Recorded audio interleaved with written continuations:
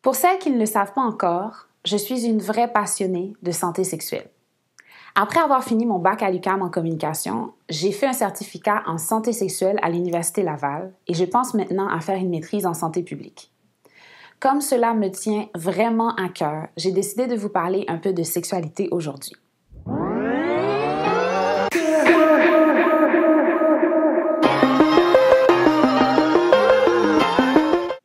Alfred Charles Kinsey, biologiste, professeur et sexologiste américain, est connu comme l'un des fondateurs en sexologie.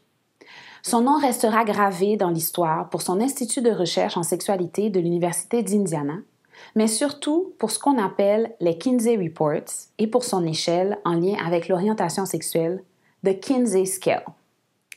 Je vous présente Kinsey car j'aimerais pour un moment que vous pensiez à vos fêtes de famille.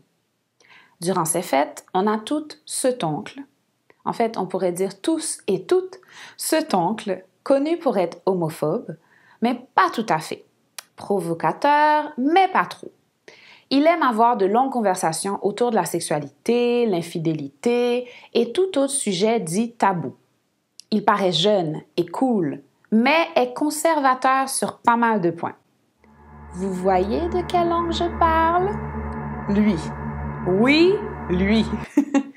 Il se définit comme un 0 dans l'échelle de Kinsey car il est absolument et irrévocablement hétérosexuel. Il est sûr, certain et sans aucun doute de son orientation sexuelle, bien que très très rares sont les humains se trouvant aux extrêmes de cette échelle selon Kinsey.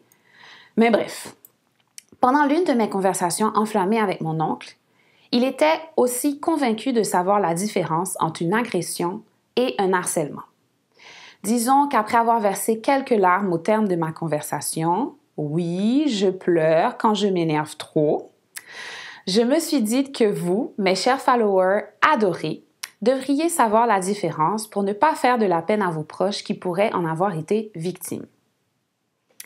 Une agression sexuelle est tout geste à caractère sexuel, avec ou sans contact physique, commis par un individu sans le consentement de la personne visée, ou dans certains cas, notamment dans celui des enfants, par une manipulation affective ou par du chantage.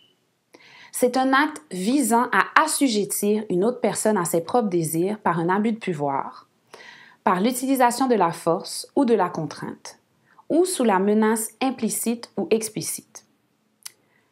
Le harcèlement sexuel maintenant. C'est une atteinte au droit à l'égalité des personnes. Sur le plan juridique, 3 éléments fondamentaux doivent être prouvés par la personne harcelée sexuellement. Un comportement à caractère sexuel non désiré, qui se manifeste de façon répétée, sauf situation grave, et qui a des conséquences néfastes sur la victime. OK, c'est peut-être vague pour certains, mais chaque cas est différent et cela vous permet de comprendre que le harcèlement sexuel est toujours une agression sexuelle, mais pas vice-versa. Il existe aussi plusieurs formes d'harcèlement. L'un que l'on appelle donnant-donnant. Par exemple, je ne te donnerai pas de promotion si tu ne me permets pas de te toucher les fesses proches de la photocopieuse. Et le second, qu'on appelle climat hostile. Je nuis à ton rendement au travail, je ne te fais pas sentir la bienvenue, généralement dans un contexte majoritairement masculin. Pensons au fameux chantier de construction. Je vous présente ces deux notions parce que je pense qu'on a tous un travail essentiel à faire avec les gens que l'on aime, pour qu'ils comprennent qu'être victime d'une agression sexuelle, quelle qu'elle soit, c'est inacceptable. Les agresseurs en sont toujours les seuls responsables, point barre. Comme on transmet le fameux code aux jeunes enfants afro-américains concernant leur interaction avec les autorités policières, nous devrions faire attention à l'éducation que l'on fait de nos enfants sur la sexualité.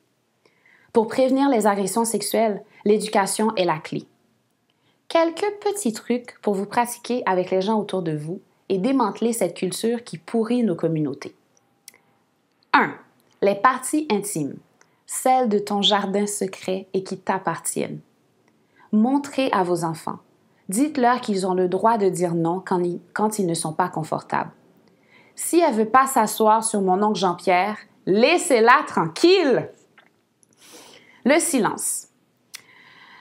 Parlons plutôt de confiance et de bien-être. Distinguer les bons secrets des mauvais. Quand on fait un cadeau surprise à maman ou à papa, il ou elle sera content. Si tu as des secrets qui te font de la peine, qui te rendent mal à l'aise, tu peux en parler avec ton papa et avec ta maman. C'est ça qu'il faut dire à vos enfants. Vous devez leur rappeler que vous êtes là pour eux, que vous ne vous fâcherez pas, que vous ne leur direz pas « mais qu'est-ce que tu faisais dans cette situation-là » L'agresseur est toujours le responsable. Pensez-y, vos actions ont un impact et vos paroles aussi.